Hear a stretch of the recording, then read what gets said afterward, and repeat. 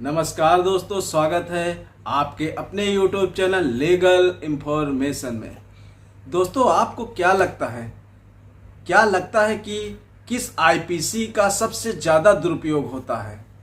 सबका ज़्यादातर लोगों का यही मानना है कि 498A का सबसे ज़्यादा दुरुपयोग होता है।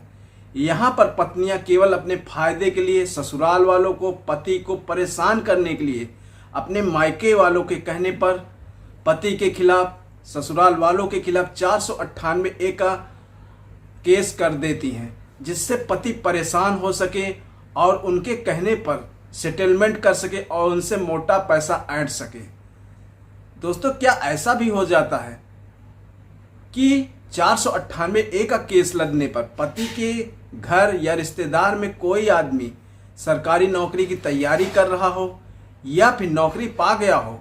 तो दोस्तों, क्या यह सही है और क्या ऐसा हो सकता है कि 498A के बेसिस पर किसी व्यक्ति की अगर जॉब लग गई हो तो उसे कैंसिल कर दिया जाए?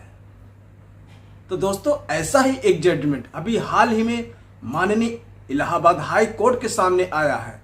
तो बहुत ही इंपॉर्टेंट जजमेंट है, बने रहिए लास्ट तक। देखते हैं माननीय हाई कोर्ट ने इस बारे में क्या अपनी राय दी और क्या बातें कही। तो चलिए वीडियो को शुरू करते हैं। दोस्तों, यहाँ पर एक महिला ने अपने पति और ससुराल वालों के खिलाफ 498A का केस फाइल किया। यहाँ पर उसने यह कहा कि उसके पति और उसके ससुराल वाले उसे प्रताड़ित करते हैं, परेशान करते हैं, मारते पीटते हैं। साथ ही उसने पति के छोटे भाई, जो कि सरकारी नौकरी की तैयारी कर रहा था और सरकारी जॉब लग गई थी, उसके खिलाफ भी 498A का केस फाइल कर दिया। यहाँ पर दोस्तों, 498A के केस के बेसिस पर जो उसकी जॉब लगी थी उसको निरस्त कर दिया जाता है। इस निरस्तीकरण के ऑर्डर के खिलाफ पति का छोटा भाई हाई कोर्ट के समक्ष एक पिटीशन दाखिल करता है और हाई कोर्ट के समक्ष जाता है। हाई कोर्ट के समक्ष पति के छोटे भाई का यह कहना था कि मेरा पति पत्नी से लड़ाई से कोई वास्ता नहीं है। पत्नी ने केवल और केवल परेशान करने के लिए पति और हम सब घर वालों के खिलाफ 498A का केस किया है। हमारा उन दोनों की लड़ाई से दूर दूर का वास्ता नहीं है। मेरी जो जॉब लगी थी उसको निरस्त करना सरासर गलत है।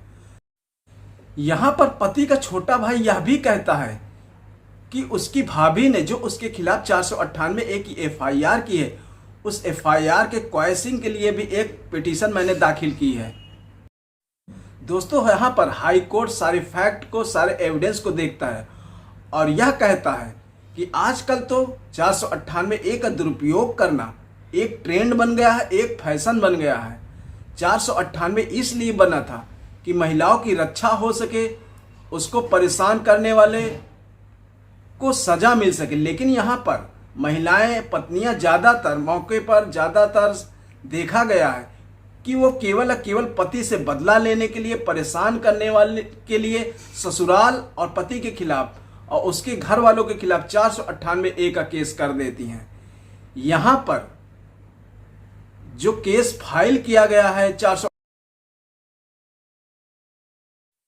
दोस्तों, यहाँ पर हाई कोर्ट पति के भाई की बातों से सहमत होता है और उसकी अपील को अलाउ करता है।